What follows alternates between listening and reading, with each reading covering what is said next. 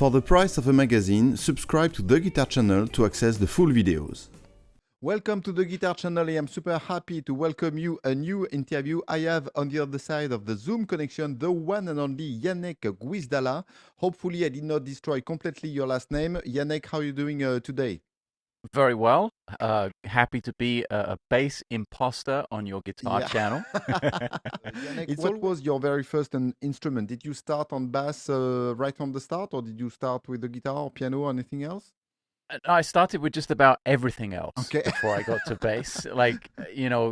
Classical guitar came first, which was very useful for bass. I studied classical guitar really intensely for many years, from the age of about 10 or 11. But also drums and French horn was actually the very, very, very first instrument. French horn when I was maybe, I don't know, nine years old. And what was the inspiration to pick up the bass? Did you lose a bet and you were the only guy available? Because sometimes it starts like that. So what's your story? No, but I'm gonna start telling people that because that's a good story. No, I really wanted to be a drummer. Even though I was like the instrument I was taking most seriously was classical guitar, and I was studying the Bach lute suites and Benjamin Britten and the Rodriguez concerto, all these like pretty heavy classical pieces. But I really loved commercial music and jazz in particular. The influence of my father, having listened to that his whole life and attempted to play that on piano. Attempted. Mm-hmm. But a friend of mine said, come to this gig, you're going to love the bass player. And I was like, bass player? What do I care? Who gives a shit? And I said, who's the drummer? Drummer was great. So I was like, okay, I go to the gig. And boom, that was it. Sunday, 12 o'clock in a pub in London. And on Monday morning, I'm going and taking the few pennies I have in the bank and buying my first bass, literally a day later. Mm-hmm. And I know you have a bass right around where you are. So can you pick up the bass and play me the very first bass line you were able to play? And the bass line you played over and over because you were so happy to be able to play it. Wow. Talk about being on the spot.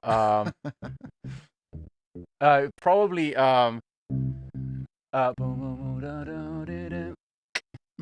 yes, Owner of a Lonely Heart. Right? Excellent. Owner of a Lonely Heart. Dum, boom, dum. The whole bit. I was a big kind of Yes fan. Like my dad, I was born in the 70s. I grew up listening to music in the 80s. You just mentioned Mike Stern, so I had the pleasure to do an interview with him at the Montreal Jazz Festival a couple of years ago, and for me it was like meeting Yoda, but playing the guitar. So he's so wise, super cool, and everything. So tell me your story. How did you get that phone call? Where's Mike Stern calling you like that? So I get to Boston, and my phone rings in my mom's house, in my house. Hey, is Janek there? Hey, it's like, and I'm gone already. I'm living in Boston. I'm going to Berkeley, and my mom's like, "No, who's this?" Hey, this is Mike Stern, and my mom's like, because she's listened to me transcribing Mike Stern. Yeah, exactly. Because she's been listening to me for 3 years, transcribing all Mike's solos and learning his tunes, so she knows what's up. And he said, like, "Man, I got this tape. I really like the music. Where's Janek at?" And she gave him my number in Boston. He called me. This is 1998. Okay. Mm.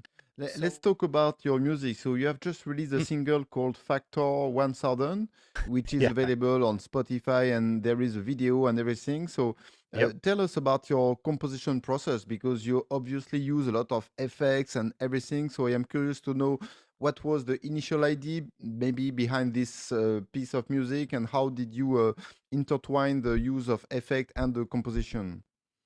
Well, things are changing for sure. I mean, when I look through my recorded history, there was a very different process in place until quite recently. So not only am I starting to release singles instead of albums, because I think people don't have the attention span to listen to 45 or 50 minutes worth of music. It's kind of pointless me putting it out there and only 10% gets listened to. So that's a big change in the process, is make a single.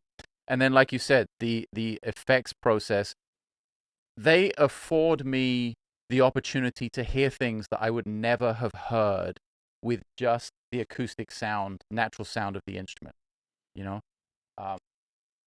I gotta say, I have quite a good range of finding weird shit on this bass. Like, I can find some weird sounds. It's like probably not an issue. But the next level that it can take with sequencing and synthesis and LFOs and filtering and all of these elements, especially with the single you just talked about, the latest single, Factor 1000, that came from a little sequencer pedal.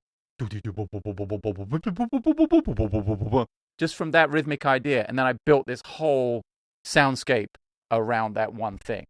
For the price of a magazine, subscribe to the Guitar Channel to access the full videos.